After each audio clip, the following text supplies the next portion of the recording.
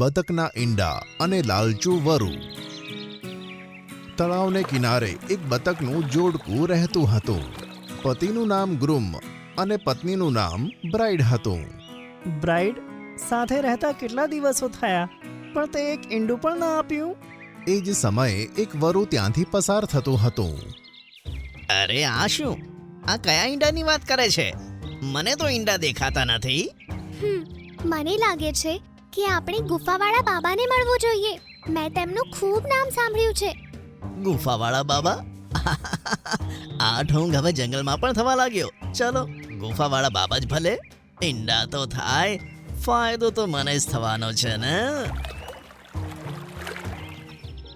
Groom અને bride ગુફાવાળા બાબા પાસે પહોંચ્યા, જે એક વાંદરો હતો. કહો બાળકો, શું સમસ્યા છે? બાબા, અમે ઘણા સમયથી સાથે છીએ, પણ હજુ સુધી મને ઈંડા નથી થઈ રહ્યા. અચ્છા, આ સમસ્યા છે. બંદર બાબાએ થોડો સમય આંખો બંધ કરી અને બોલ્યા કે હું તમને એક ઉપાય બતાવું છું. એને કરવાથી તમારી સમસ્યા ખતમ થશે. આ સાંભળી બંને ખુશ થઈ ગયા. બીજી બાજુ વરુ તેમના ઘરની પાસે જ સંતાયેલું બેઠું હતું. ક્યાં રહી ગયા બંને? હજુ સુધી નથી આવ્યા. એવામાં બંને સામેથી આવતા જોવા મળ્યા. ચલો, હવે આવતીકાલે સવારે આપણું સપનું પૂરું થશે. એમ કહી બંને જણા તેમના ઘરમાં ગયા. કાલે સવારે? અરે વાહ, ગુફાવાળા બાબા બહુ પહોંચેલા લાગે છે. ઈંડાના સપના જોતા જોતા વરુ સૂઈ ગયું. સવારે જ્યારે તે જાગ્યો ત્યારે તે મોઢેથી કંઈક બોલ્યો. ચલો હવે જોઈએ કંઈ થયું કે નહીં. તે બતકોના ઘરની પાસે સંતાઈ ગયો. થોડી વાર પછી જ્યારે તેઓ નીકળ્યા, ચલો, હવે કંઈ નાસ્તો કરીને આવીએ. હા, આજે તો અમે જલ્દી આવી જઈશું, કારણ કે અમારે અમારા ઈંડાને જોવું છે. આમ કહી બંને તળાવમાં જતા રહ્યા. તેમની વાત સાંભળી વરુ તો ખુશ થઈને તેમના ઘરમાં ગયો. અરે વાહ, 2 ઈંડા? ગુફાવાળા બાબા તો ખરેખર પહોંચેલા છે. આમ કહીને ઝડથી એક ઈંડું તેણે તેના મોઢામાં દબાવ્યું. આહ! આટલું ભારે અને કડક ઈંડું, મારા તો દાંત હલી જ ગયા. અરે બાપ રે! તે ઈંડું તેણે બહાર નાખ્યું અને બીજું ઈંડું જ્યારે તેણે ચેક કર્યું તો તે ચોંકી ગયો. અરે, આ ઈંડા તો પથ્થરના છે. શું બતકે પથ્થરના ઈંડા મૂક્યા? તેના મોઢામાં ખૂબ જ દુખાવો થવા લાગ્યો. તે દોડીને તેમના ઘરની બહાર નીકળી ગયો. મારે લીમડાના પાન ખાવા પડશે. આહ! આમ કહી તે ત્યાંથી ભાગ્યો અને ઘણા સમયે પાછો આવ્યો. દર્દ હજુ મટ્યો નથી, પણ થોડો આરામ છે. આહ! એવામાં બતકનું જોડકું તેને સામેથી આવતું જોવા મળ્યું. આવી ગયા બંને મૂર્ખ. જોઉં તો ખરો એમણે આ પથ્થરના ઈંડા કેવી રીતે આપ્યા. બંને બતક ઘરમાં ગયા અને વરુ બહાર સંતાઈને જોવા લાગ્યો. બાબાએ કહ્યું હતું કે આપણે આપણા ઘરમાં ઈંડાના આકારના પથ્થરા મૂકવાના છે અને સવારે નાસ્તા પછી તે બંને પથ્થરો પર ફૂંક મારવાની છે અને પછી તળાવમાં ફેંકી દેવાના છે. ત્યાર પછીના દિવસે મને ઈંડા થઈ જશે. આમ કહી બંને પથ્થરો પર ફૂંક મારી અને તે પથ્થરોને તળાવમાં ડૂબાડ્યા. શું બકવાસ છે!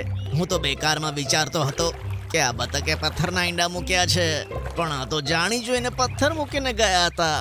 ચલો બ્રાઇડ, હવે આપણે આરામથી સૂઈ જઈએ.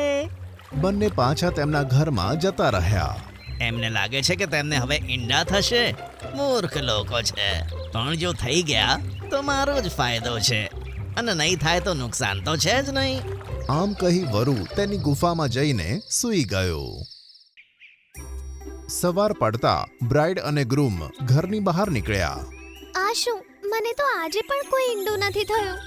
મને લાગે છે આપણે બાબાને ફરીથી વાત કરવી જોઈએ. મૂર્ખો ફરીથી મૂર્ખ બનવા જઈ રહ્યા છે. બંને પાછા બંદર બાબાની પાસે પહોંચ્યા. બોલો બાળકો, કેમ છો? બાબા, તમારા ઉપાયથી મને કોઈ ઈંડા નથી થયા, કોઈ લાભ નથી થયો. શું થયું? કોઈ ઈંડું ના મૂક્યું? લાગે છે કંઈક ભૂલ તો થઈ છે. ના તો અમારાથી કોઈ ભૂલ નથી થઈ. જેવું તમે કહ્યું હતું તેવું જ અમે કર્યું છે. લાગે છે ઘરમાં ઈંડું ના પેદા થવા વાળું ભૂત છે. ભૂત? ખબર નહીં એ બાબા એમને શું ભણાવીને મોકલશે. કંઈક તો થાય જેથી ઈંડા પેદા થાય, જેથી હું તમને ખાઈ શકું. થોડી વારમાં ગ્રૂમ અને બ્રાઇડ તેમના ઘરમાં પાછા આવ્યા. ચાલો, લાગે છે આજે આપણી મુશ્કેલી દૂર થઈ જ જશે. બંને ઘરમાં જતા રહ્યા. કાશ થઈ જાય અને મને ઈંડું ખાવાનું સૌભાગ્ય પ્રાપ્ત થાય. સવારે બંને ફરીથી ઘરની બહાર નીકળ્યા. અરે વાહ, આજે તો આપણી ઈચ્છા પૂરી થઈ જ ગઈ સમજો. ચલો ચલો જલ્દીથી આગળનો ઉપાય કરીએ. અરે વાહ, લાગે છે આજે તો ઈંડા આપી જ દીધા છે. બંને તળાવમાં ગયા અને વરુ તેમના ઘરમાં આવે છે. અરે વાહ, આજે તો જરૂર ઈંડા જ લાગે છે. વરુ ઈંડાની પાસે પહોંચે છે. એવામાં તેને ગરમી મહેસૂસ થાય છે. આ કેવી ગરમી લાગે છે. આ શું આગ? ગ્રૂમ અને બ્રાઇડ બહાર ઊભા હતા. બાબાએ કહ્યું હતું કે ઘરની અંદર ઈંડાના સાઈઝના પથરા મૂકીને તેની ચારે બાજુ આગ લગાવી દો તો તે ભૂત નીકળીને ભાગી જશે, જે આપણા ઈંડા નથી થવા દઈ રહ્યું. આ વાત વરુએ સાંભળી. શું આ લોકો તો મને મારીને જ છોડશે. થોડી વાર તે અંદર રહ્યો, પછી ચીઝ પાડીને બહાર નીકળ્યો. અરે આ કોણ ભાગ્યું? લાગે છે બાબાનો ઉપાય કામ કરી ગયો. આપણા ઘરમાં જે ભૂત હતું તે ભાગી ગયું છે. બંને ઘણા ખુશ થયા. બીજી બાજુ વરુ તળાવે પહોંચ્યો અને સીધો પાણીમાં કૂદકો માર્યો. હવે રાહત મળી. બંને જણાએ તો આજે મને મારવાનો પ્લાન કર્યો હતો. બીજી બાજુ ગ્રૂમ અને બ્રાઇડ બંદર બાબા પાસે પહોંચ્યા. ગુફાવાળા બાબાની જય હો. કેમ છો બાળકો?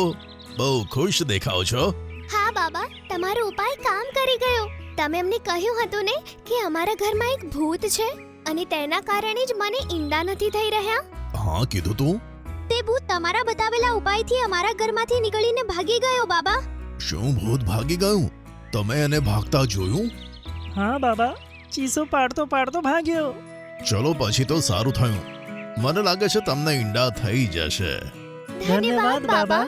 બંને બાબાના આશીર્વાદ લઈ ત્યાંથી જતા રહ્યા. મેં તો એમને મૂર્ખ બનાવ્યા હતા. પછી કયું ભૂત નીકળી ગયું? ગ્રૂમ અને બ્રાઇડ તેમના ઘરે પહોંચ્યા અને બીજી સવારે તેણે ઈંડા મૂક્યા. અરે વાહ, આપણા ઈંડા. હવે આખરે આપણે મા-બાપ બની જ જઈશું. થોડે દૂર વરુ બેઠો હતો. થઈ ગયા ફરીથી પાગલ. આજે પણ એમણે હંમેશાની જેમ પથ્થર જ મૂક્યા હશે અને આજે મારું કંઈ ને કંઈ નુકસાન કરાવી દેશે. ના, આજે નહીં ફસાવું. હા, આ વખતે જ્યારે બતકે સાચે જ ઈંડા આપ્યા તો વરુએ ના ખાધા. થોડા દિવસો પછી બતકોનું જોડું જ્યારે પોતાના બચ્ચાઓ સાથે બહાર નીકળ્યું, અરે આ શું? વરુનું મોઢું ખુલ્લું રહી ગયું. જય હો ગુફાવાળા બાબાની. બંને ગુફાવાળા બાબાની જય જયકાર કરવા લાગ્યા. ઢોંગમાં જ ભલે. આજે તેમના બચ્ચા સુરક્ષિત હતા તો ગુફાવાળા બાબાના ઉપાયને કારણે જ.